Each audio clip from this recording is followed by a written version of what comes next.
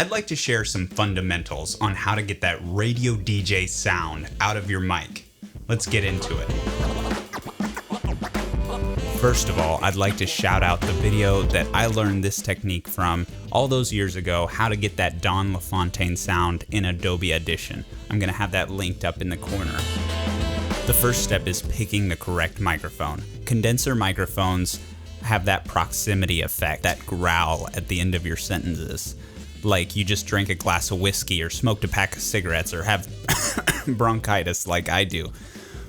You'll need to control the acoustics in your room. You don't want a lot of reverb bouncing back into your microphone. Dynamic microphones are good at rejecting that background reverb, but the problem with those is they get rid of that subtle growl that we're aiming for. Let me know what kind of microphone you're using for this. I'm just curious. This is a Studio Project B1 condenser microphone with a large diaphragm, which is great for this application. But for the rest of the tutorial, I want to use my Shure SM7B over there. Next, make sure your recording sounds the way you want it. There's no magic button that will give you golden tonsils. So start with a good recording, and then let's jump into your editor of choice. For me, that's Davinci Resolve. I'm going to the audio tab. Let's normalize your audio like so. Bada boom. You can see my effects chain starts with EQ and then ends with compression.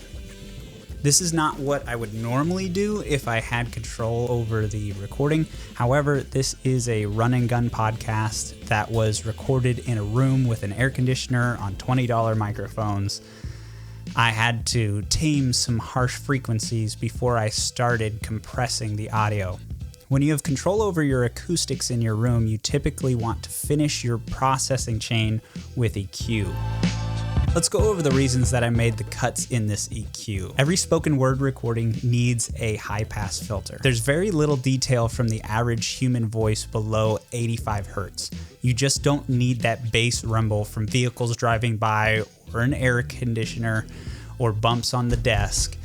On this voice, I started the cut at 65 Hertz because he has a higher toned voice that benefits from a little more warmth. Whereas on this lower voice, I cut at 75 Hertz to reduce the boominess. Next, between 105 to 130 Hertz, you find warmth and boominess that can add a lot of gravity to a commercial or voiceover. With these cheap microphones, they had a massive amount of that boominess, so I tamed this quite a lot. You may find with your mic that you want to add a little rather than cut. 250 Hertz is where a lot of warmth and muddiness resides. Because clarity of their message is paramount, I cut this frequency. I think you will want to cut this as well. 430 Hertz is where the nasally muddiness sits. This is an ugly frequency that can get a lot of clarity when you cut, but don't cut too much because it will make the voice sound thin. These frequencies are specific to the mic and the voice and the room, so you don't need to worry about these.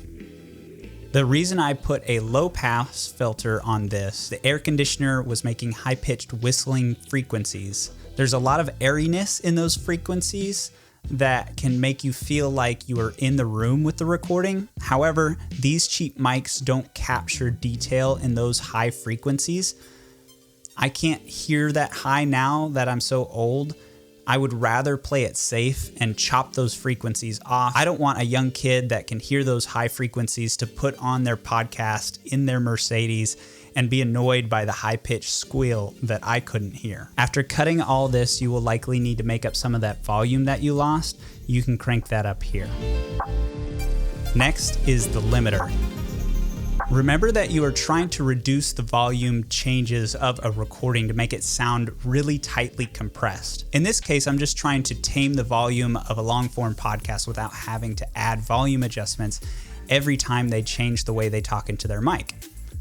But you also don't want your recording to sound distorted and cheap.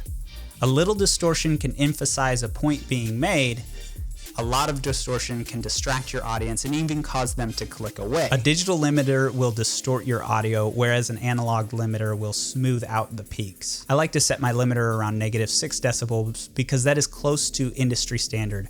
I tend to land around -14 LUFS when I aim for my peaks to hit -6 decibels.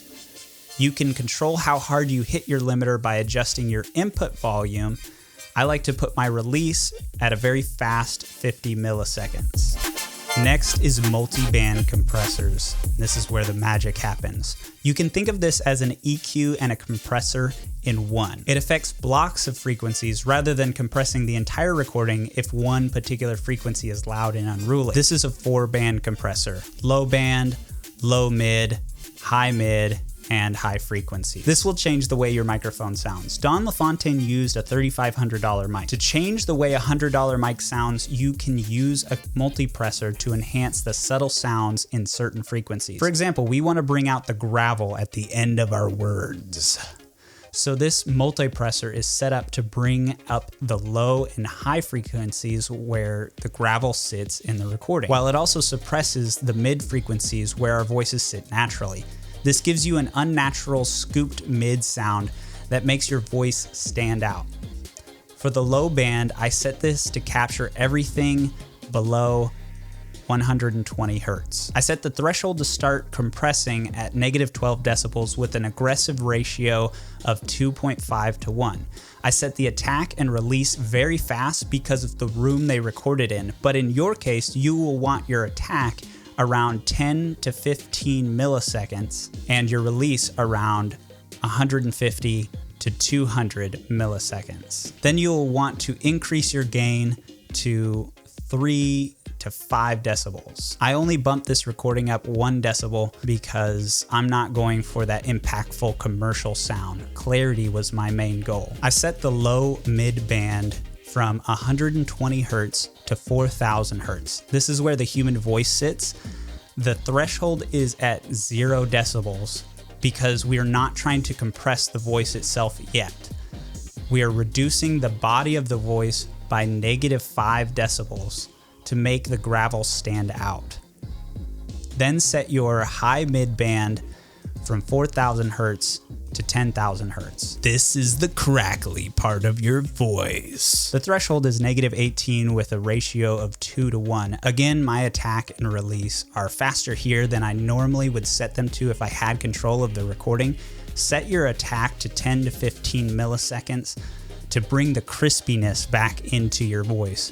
Then release around 200 milliseconds to hold on to that crackle at the end of your words. Then crank the gain up 5 decibels to really hear it in the mix. Your high band is where your airiness of the mic sits. This will have the same settings as the previous section.